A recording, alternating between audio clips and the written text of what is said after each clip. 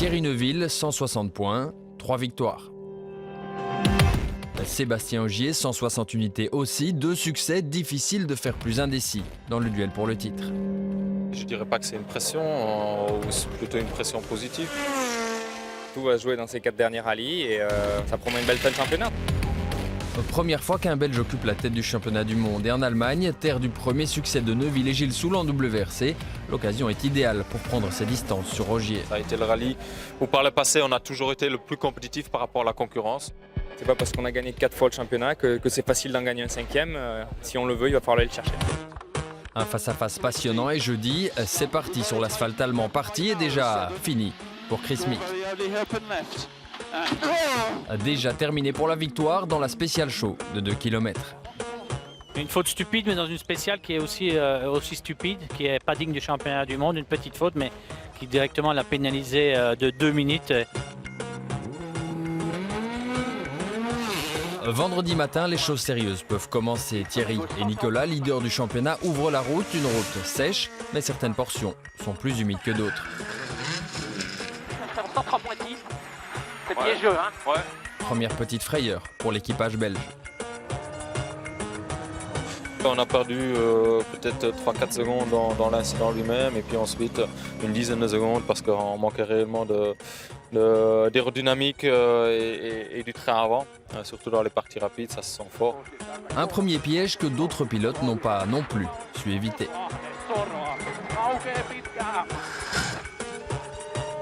Les conditions sont changeantes, délicates, une petite erreur pour Neuville, petit faux pas aussi un peu plus tôt dans la journée pour Sébastien Ogier.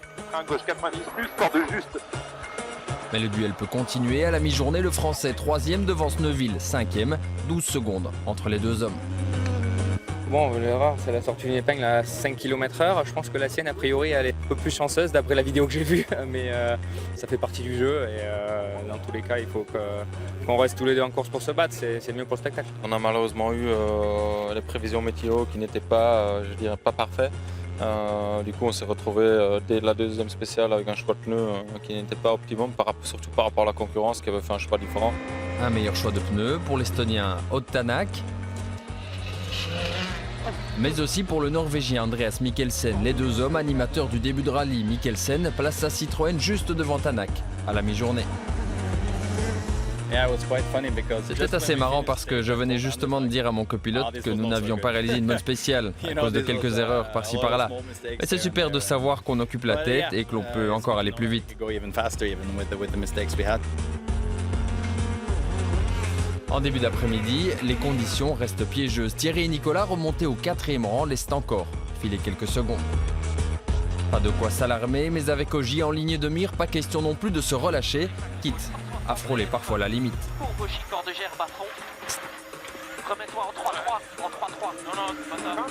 Quelques sueurs pour Thierry, mais Ogier n'échappe pas non plus à cette gestion du risque. L'erreur n'est jamais vraiment loin. Et même si elle n'est pas grande, elle coûte cette fois plus de 20 secondes aux Français qui cèdent le podium provisoire à Neuville. 2 secondes séparent les deux prétendants au titre. Le duel se joue vraiment à peu de choses. L'intérieur, c'est excitant, évidemment. Après, quand on finit la journée comme ça sur un tête à queue, quoi, on a les boules. C'est sûr que moi je suis un peu énervé contre moi d'avoir fait ce tête à queue dans la dernière spéciale qui coûte bêtement 20 secondes dans la boue. Malgré tout, on est là, la voiture n'a pas de bosse, elle est encore intacte et demain on pourra réessayer de crapiller quelques secondes. C'est sympa d'avoir une fin de championnat comme ça et quoi qu'il se passe, j'espère qu'on l'emportera, mais ça va être une belle baston jusqu'au bout. Une trentaine de secondes devant Neuville et Ogier, toujours le même duo Mikkelsen-Tanak, les deux hommes qui se laissent aussi surprendre de temps à autre par les spéciales allemandes.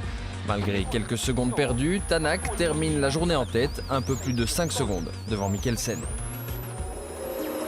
Samedi matin, les supporters de Thierry Neuville et Nicolas Gilles Soule affluent par centaines aux abords des spéciales allemandes. 3e place devant Ogier, l'espoir concret de conserver le leadership au championnat. Au programme, 3 petits kilomètres pour se mettre en jambe, une première courte spéciale, synonyme de cauchemar pour Neuville.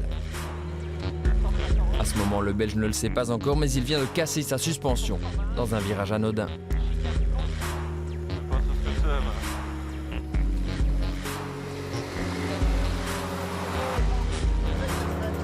pas d'erreur. Je pense tout simplement que voilà, on a accroché la roue arrière à l'intérieur de la corde.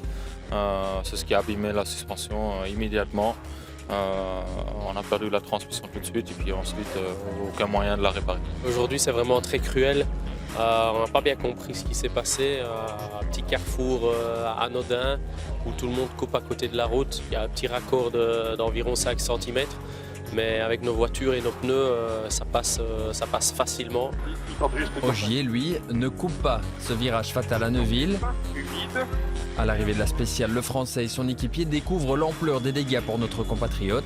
Un petit accroc aux grosses conséquences qui compromet ou du moins ralentit la course de Thierry Nicolas vers le titre mondial. C'est pas en gagnant ici qu'on gagne le championnat, c'est sûr, mais par contre c'est en marquant un 0 qu'on prenait une mauvaise option si l'autre s'en sort bien. Mais voilà, il va falloir que j'exploite la situation et c'est pas encore fait. Il faut regarder vers l'avant, je pense qu'effectivement il reste 3 courses et rien n'est perdu. Et puis ensuite on espère décrocher quelques points demain dans la Power Stage pour limiter les dégâts. C'est vrai qu'une belle option pour le titre s'envole ici, mais pas toutes. En tout cas, tant que mathématiquement ce sera possible, il faudra compter avec nous.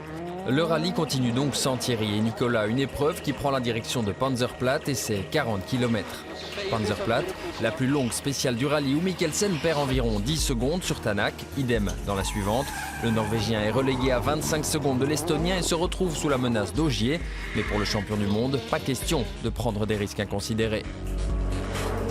La deuxième est pas si loin, donc il faut continuer à rouler sur un bon rythme, j'ai envie de dire, mais c'est sûr que je suis pas dans une position où il faut prendre tous les risques pour 3 points de différence.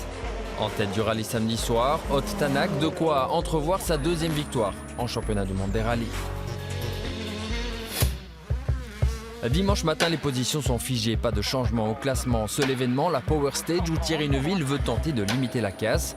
Mais les petites erreurs sont trop nombreuses, 6e place et donc pas de points supplémentaires au championnat. Je dois dire que c'est quand même une déception puisqu'on est arrivé ici avec l'ambition de jouer la victoire. Et force est de constater qu'on n'a pas pu y arriver, donc évidemment la déception est là. Maintenant, c'est à nous de regarder pourquoi c'est arrivé. Ogier, 3e au général, 4e de la Power Stage, reprend lui 17 points d'avance sur Neuville et Gilles Soul. Peut-être un tournant au championnat. Il a fallu se contenter des points du podium, mais c'est des gros points, puisque dans le même temps, Thierry lui ne marque pas. Donc on reprend un petit peu d'avance au championnat, même si voilà, à 3 courses de la fin, il reste encore tellement de points à distribuer que rien n'est fait. Pour la gagne, depuis samedi matin, Tanak n'a plus vraiment été inquiété par Mikkelsen. L'Estonien en poche, la deuxième victoire de sa carrière. Depuis le début de la saison, nous nous améliorons sans cesse. Nous avons eu quelques déceptions, mais à présent nous avons emmagasiné de gros points et tout reste ouvert pour le championnat.